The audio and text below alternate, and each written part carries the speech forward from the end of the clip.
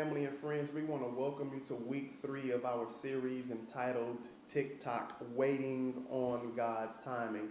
Dre Burgs, I get the awesome opportunity each and every week to open up the Word of God with you, to share how great our God is, that He loved us really well, that He gave His Son Jesus to live the life that you and I could not live, that He conquered the enemy death that you and I couldn't conquer, and He freely gives us salvation by grace alone, through faith alone, in Him, the glory of God alone. Listen, we have been in this undertaking, processing what it looks like for us to understand God's timing and what it looks like for you and I to wait on God's timing.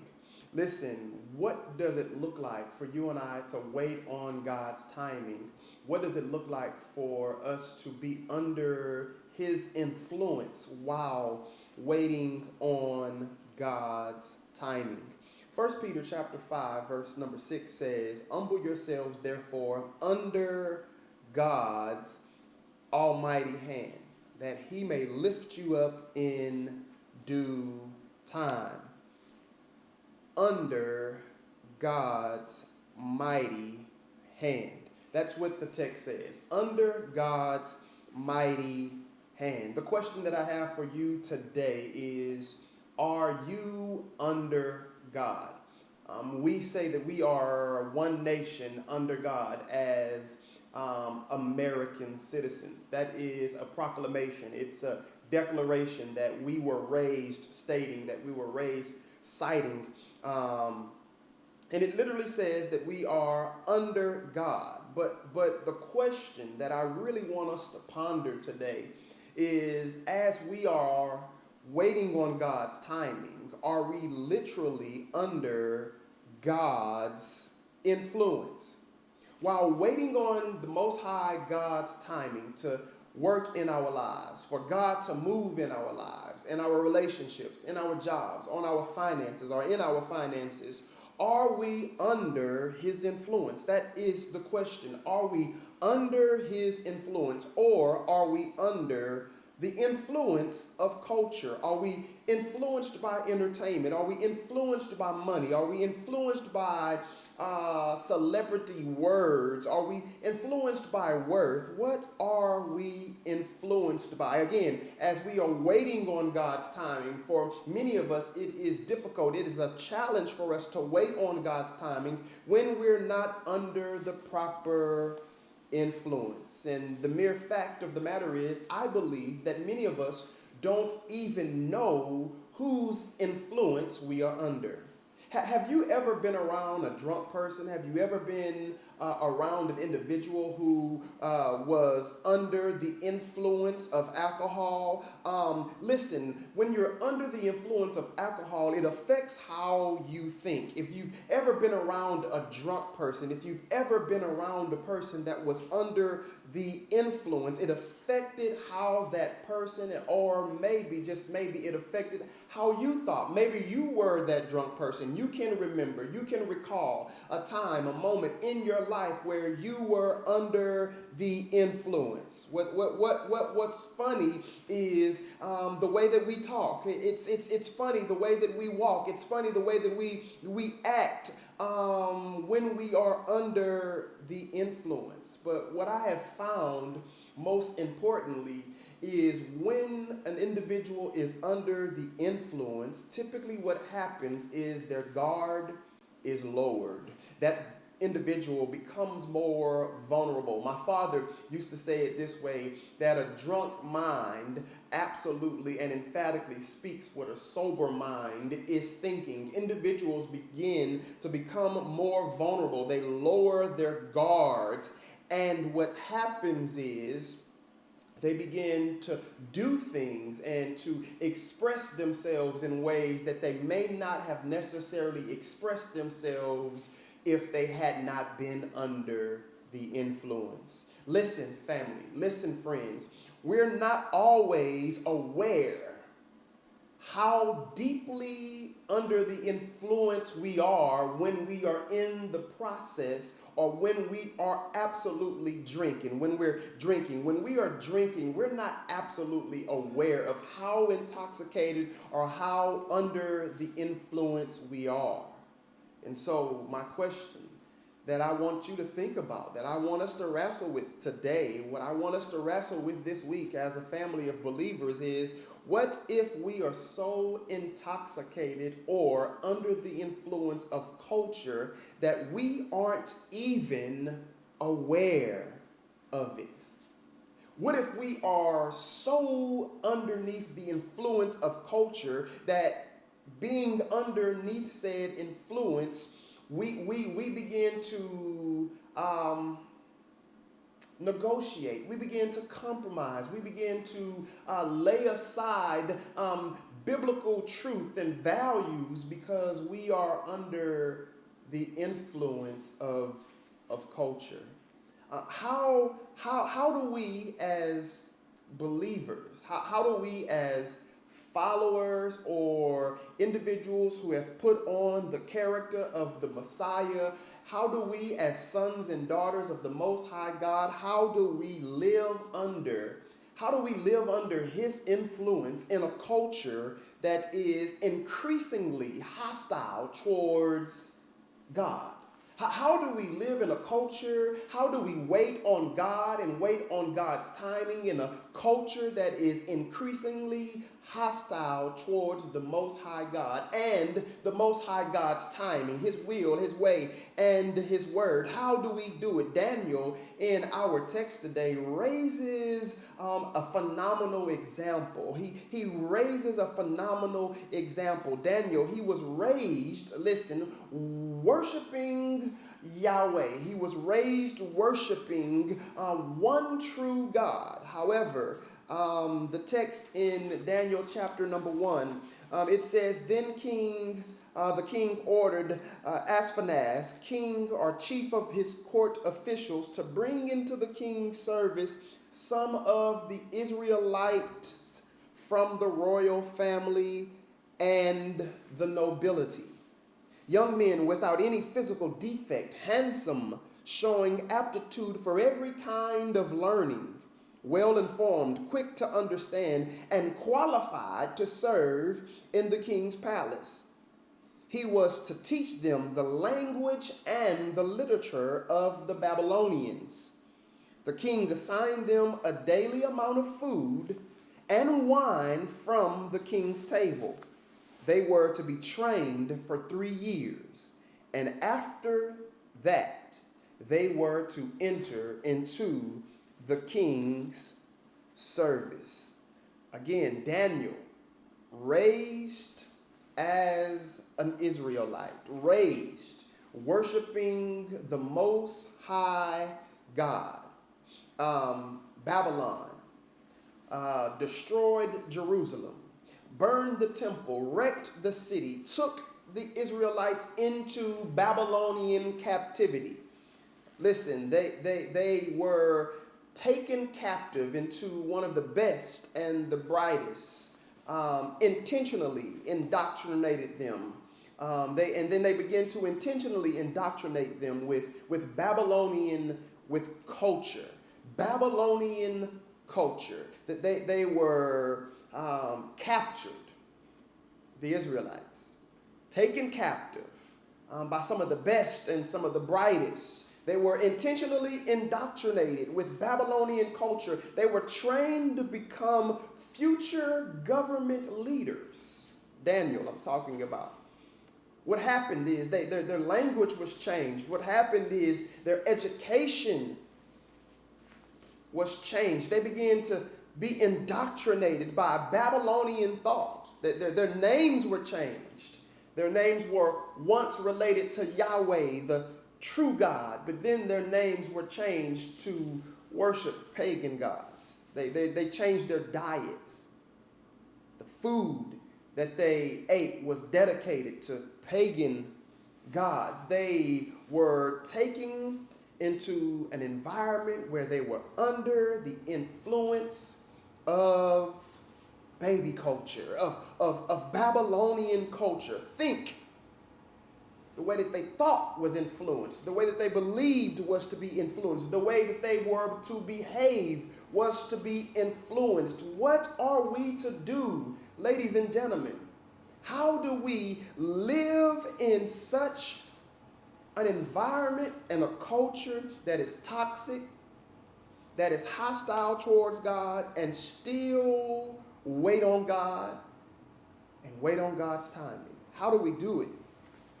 Because I don't know about you, but I feel like many days when I turn on the news, we are under full-scale attack. We are being seduced. We are being lied to. We are being deceived. Real eyes, real lies, real lies. Listen, we have to understand that we, as followers of the Lord Jesus Christ, those who believe in his redemptive work, those who worship the true and living God, the Most High God, those who worship him and worship him in spirit and in truth, we've got to come to realize that we are under attack. We are under attack. We are being seduced. We're being lied to. We are being deceived. And many times, ladies and gentlemen, if we are not careful, we will be lulled into a spiritual type of complacency. And I don't know about you, but there are some seasons in all of our lives where if we aren't careful, if we are more inclined to be underneath the influence of culture, if we are more inclined to be underneath the influence of what we see on TikTok, Instagram, Facebook, and all other social platforms, we will be lulled into spiritual complacency.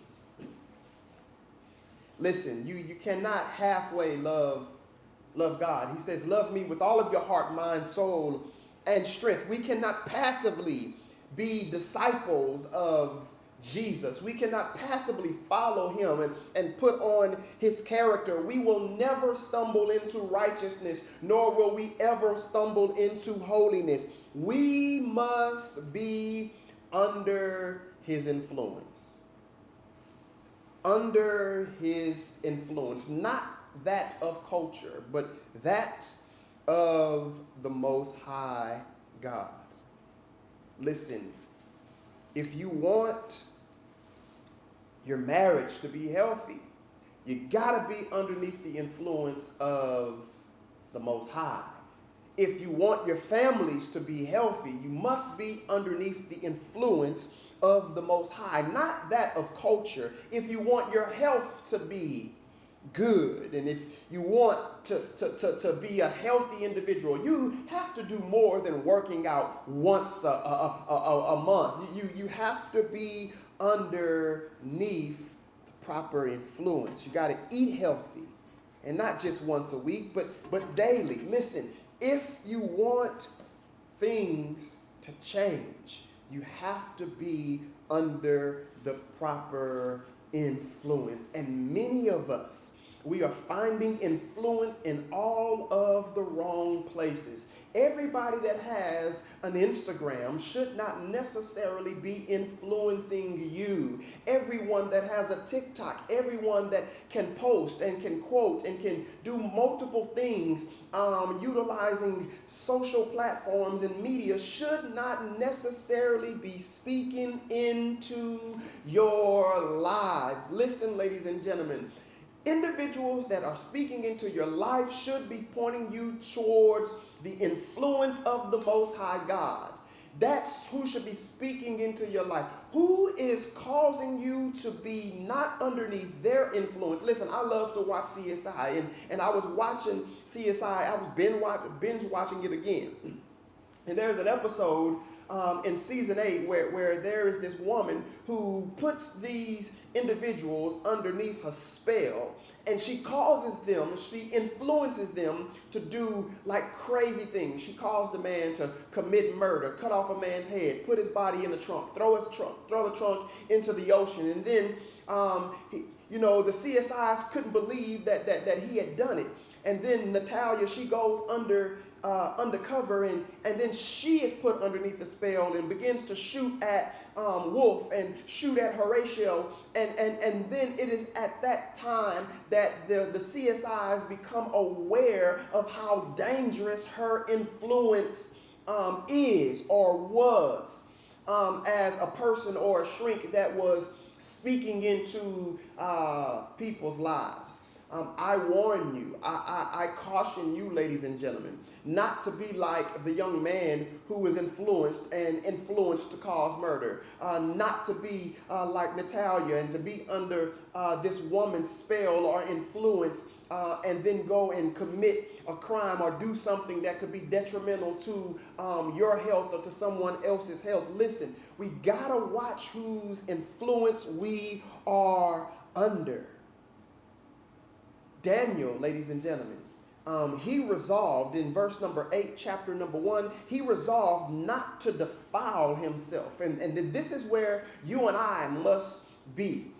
We must resolve not to defile ourselves. We must resolve not to be underneath the influence of culture, but we must resolve that we're going to be underneath the influence of the Most High God. Daniel resolved not to defile himself with the royal food and wine. King said, eat food that is devoted to pagan gods. But yet Daniel, watch this, he predetermined, he predecided that he was under God's influence. Have you predetermined and have you predecided whose influence you're going to be under? As for me and my house, we're going to decide whose influence we're going to be under. It shall not be that of culture, but it will be of the Most High God. Listen, watch this. Watch this. This is a shouting moment for some of you. Daniel didn't fight when his name was taken. Because what he realized is his name was merely an outward label. He knew who he was. He didn't have to fight when his name was taken. His name was merely an outward label. Listen, he didn't have to defend his name when his name was taken, when his name was modified, because you can take the name, but you cannot take what God is doing in an individual. And so Daniel wasn't predetermined by his name. He was predetermined by the God whom he served, the God whom he worshiped. He took a stand not when his name was taken. He took a stand when his God's name was defamed. There is a difference here. So you've got to watch what you're fighting for. You got to watch, let me say that again, what you are fighting for. So he did not take a stand when his name was taken. He did not take a stand when his name was modified, because he knew who he was. Daniel knew who he was and whose he was. He didn't defend his name. He took a stand when his God's name was defamed. And so we've got to be under the proper influence, ladies and gentlemen. We've got to be under the proper influence. How are you and I going to live under God and his influence in this culture that is, again, increasingly hostile? How are you and I going to live in a culture that is predetermining our decisions for us? You see, to live under God, you've got to decide. I've got to decide. I have decided that I will follow Jesus' example daily. Listen, I'm going to follow his example daily. He modeled the commitment to love God with all of his heart, mind, soul, and strength. He modeled that commitment. He modeled the commitment to be obedient to the commands that were given to him. He was obedient to Torah. He was obedient to the Tanakh. He was obedient to the instructions of his Father.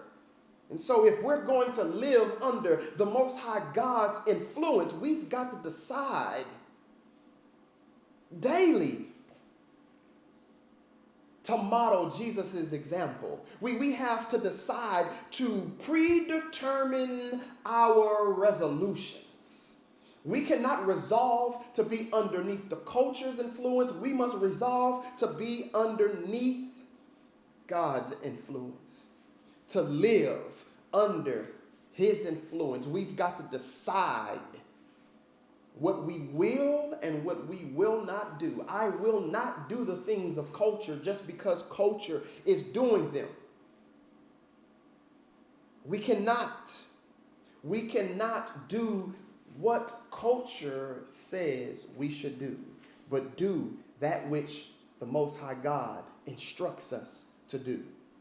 Listen, if we're going to treat people right, we've got to follow the instructions of the Most High. If we're going to love people right, if we're going to speak words of life to people, to our family, to our friends, to our loved ones, to our relational network, to our oikos, we have to be underneath the influence of God. See, many of you are waiting for situations to change in your lives, but you're not waiting underneath the influence of God. You're waiting underneath your own influence. You're waiting underneath the influence of culture. Culture. And culture isn't always necessarily bad, but it is bad when it influences you contrary to the word, to the will, and to the way of God. And so you, my brother, you, my sister, must decide. We all must decide whose influence we are under. Whose influence are we under? And I'm going to decide that I'm going to be under God's influence. The text again said, humble yourselves therefore under God's mighty hand, the almighty God. We must humble ourselves under his hand that he may lift you up in due time. Listen, we are waiting on God's timing, but we must be underneath his influence while we are waiting on him to move. And so my final few questions, my final few thoughts for you today is, or questions for you to wrestle with today is, I want you to ask yourselves this question. Are there any areas in my life, or in my life, or in our lives where we are deceived? Ask yourselves that question. Is there an area in my life where I am deceived, where I am more underneath the influence of culture than I am the Most High God? Is it in marriage? Is it in business? Is it in finance? Is it in relationship? What is it? Where is it? Where area in my life am I deceived? Because culture says promote yourself. God says deny yourself. Culture says consume, and has many of you believing that as the church you should be consuming. But God says not consume, but give. You exist for those who are not here yet. That's what the ecclesia is all about. Not about me being served, but about me doing all of the serving. Culture says hate those who hurt you. God says love those who hurt you. Culture says pursue things. God says pursue me. Culture says live for now. The Most High God says live for eternity. Culture says be selfish. God says be selfless. Culture says pursue happiness. God says pursue holiness. So the question is, whose influence are you under? You see, culture has so many mandates, cultural mandates that says, do this and do it this way. Take this and take it today. It's expired, go and take another one and take another one. Because these are what we call cultural mandates, and culture always mandates things that are many times not mandated by God. Culture says, eat, drink. This comes from the king's table. And so you and I, we must wrestle with these thoughts. We must wrestle with how we are waiting. How are we waiting on God? Are we waiting on him underneath the influence of him, or are we waiting on him underneath the influence of culture? And sometimes we make these predetermined resolutions saying that we are underneath his influence when we're actually underneath our own influence, or some man who is acting as though they are underneath his influence. Listen, we are ambassadors of the Most High God. We are citizens of heaven. We are informed. We should be prayerful.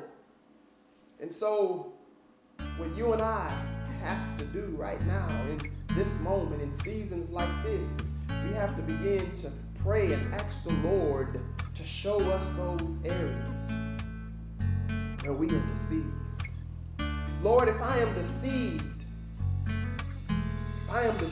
and I can't see clearly your way because I am looking through my own lens and I'm only seeing my way and I'm only seeing my will and I'm only seeing my desires and my thoughts and my wants and what I want to do and where I want to go and how I want to live and what I want to buy. Listen, Lord, forgive me, because that means I'm too influenced by culture and not enough by you. And so never more than now should you and I begin to align our ways, our thoughts, our desires to be underneath God's mighty hand. Why, ladies and gentlemen? Because the text again says that he may lift you up. That's the good news. And when he lifts you up, when he lifts you up, when he promotes you, when he promotes me, when he promotes us, when he does it, no one can take it away from us. And so, Lord, show us today, show us this week where we are more influenced by culture than where we are by you.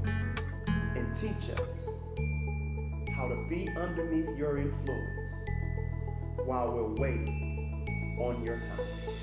Go in peace.